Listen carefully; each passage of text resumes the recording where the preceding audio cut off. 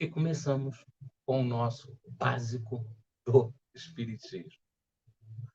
Hoje, no básico do Espiritismo, a gente não podia trazer um outro assunto, senão certo e errado. Mas senta porque você vai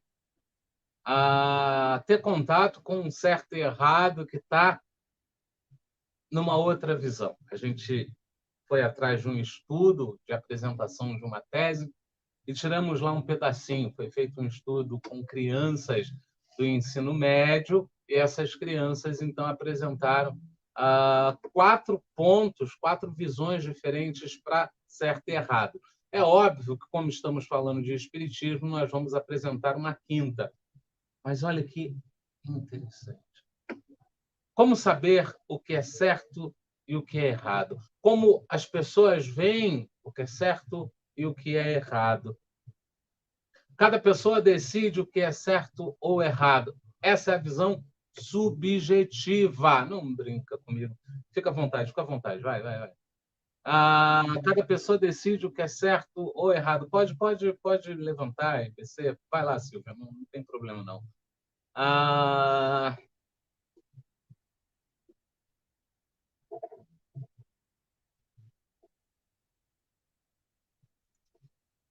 Cada pessoa decide o que é certo ou errado. Essa é a visão subjetiva.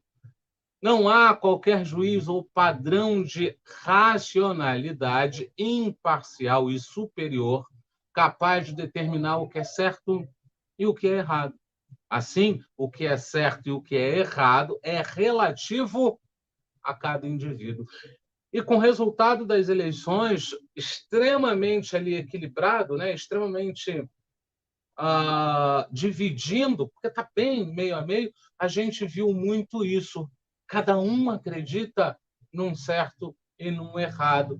E ambos acreditam que o outro está certo e o outro está errado. Entendeu?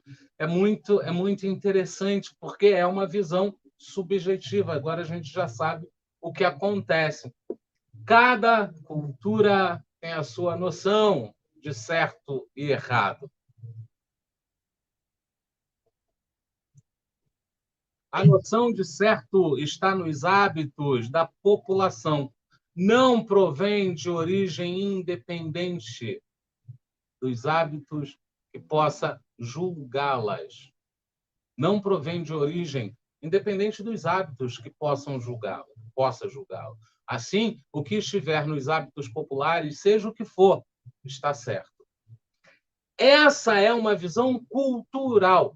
Então, se na cultura daquele povo eles acreditam que usar roupas extremamente curtas e que cobrem 1/3 do corpo é certo, isso para eles vai ser certo. Naquele outro país tem-se a cultura de cobrir tudo, independente de temperatura externa.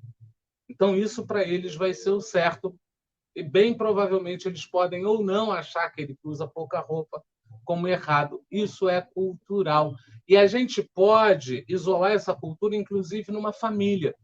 Então, tem uma família em que os pais têm que ser tratados com hierarquia e disciplina, quase militar. Então, para essa família, é certo a filha chamar o pai de senhor, chamar a mãe de senhora, o filho chamar o pai de senhor, a mãe de senhora, respeitar o irmão mais velho, obedecer o irmão mais velho. Mas tem outras culturas familiares em que não, cada um vive a sua vida. Então, atingiu certa idade, você não precisa mais dar satisfação de que horas vai sair, para onde vai, com quem vai, por que vai e quando volta. Não existe. Então, notem que ainda estamos numa situação de certo e errado que não esbarra em outros certos e errados. E a gente tem a terceira posição, que é a constitucional. Olha. As pessoas pensam de maneiras diferentes e divergem sobre o que é certo e o que é errado. Contudo, essas pessoas vivem em sociedade, onde é necessária uma certa conduta padrão para o seu funcionamento. Assim, as leis de um país determinam o que é certo e o que é errado nesse país. Então, a gente vai lá para Himalaia, não, mas para aqueles lados que foi simplesmente proibido fumar na rua. Acabou. Então, a lei lá, se você fuma na rua, você vai preso, você vai responder a um inquérito, você vai responder no rigor da lei.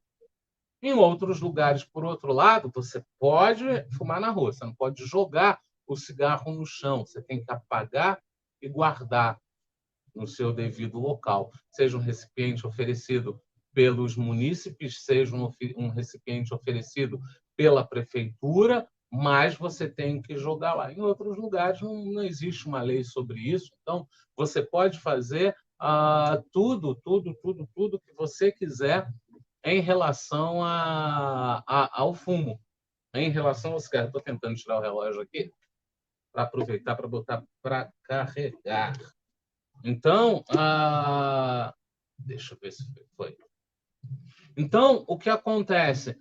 É a Constituição que decide o que é certo e o que é errado. Então, você brigou com o seu sócio, ele não quer vender a parte dele, você não quer vender a sua, ele não quer comprar a tua parte, você não quer comprar a parte dele, então vai-se para a justiça. É a Constituição que vai dizer o que é certo e o que é errado nesse caso.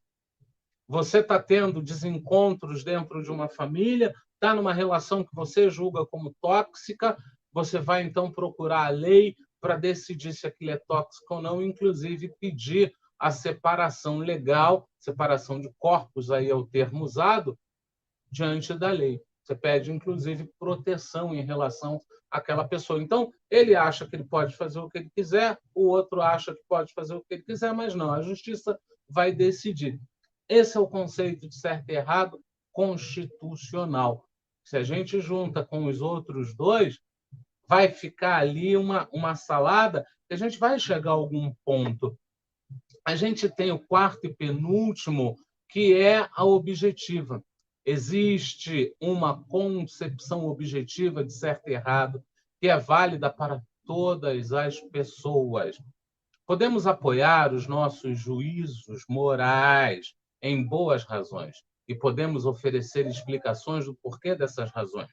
Assim sendo, juízos morais não são meras opiniões, mas juízos baseados em razões válidas para todos. Então, o certo e o errado, do ponto de vista objetivo, ele é um certo e errado em que eu coloco a minha moral no certo e errado. Eu aplico a minha moral no certo e errado.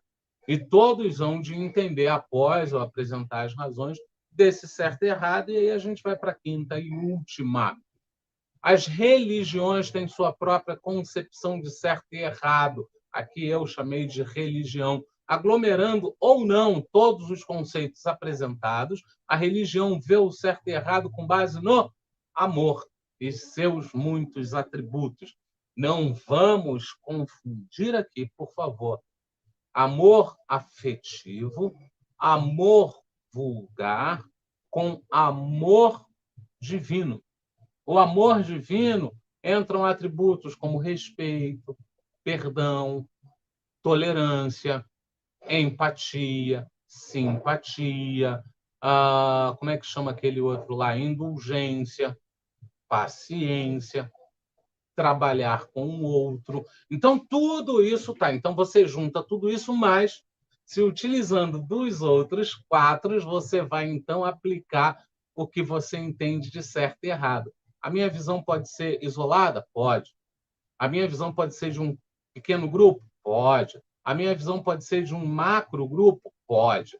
Por isso é tão difícil a gente ver, nos dias de hoje, em alguns lugares, a questão do certo e errado funcionando, porque cada um usa o seu baú de entendimento para fazer esse certo e errado. Não tem jeito. Não tem jeito. E aí, deixando você com esse pensamento, a gente bota lá que nos auxiliou todo o Pentateuco, nos auxiliou uma tese sobre relativismo moral certo e errado, quem decide, que foi feito pelo Arthur Besse Gunther, e a Maria Luísa Tamazoni. Os organizadores dessa tese foram Arthur Bez Ganter, Maria Luísa Tomasotti e Matheus Rocha. Esse trabalho ele foi apresentado na Universidade Federal do Rio Grande do Sul. Tá aqui o link, é só pegar, ir lá e ver todo o trabalho, porque é óbvio, eu baguncei com o trabalho dos meninos quando eu tirei só essa parte. E esse foi, então, o certo e errado no básico do Espiritismo.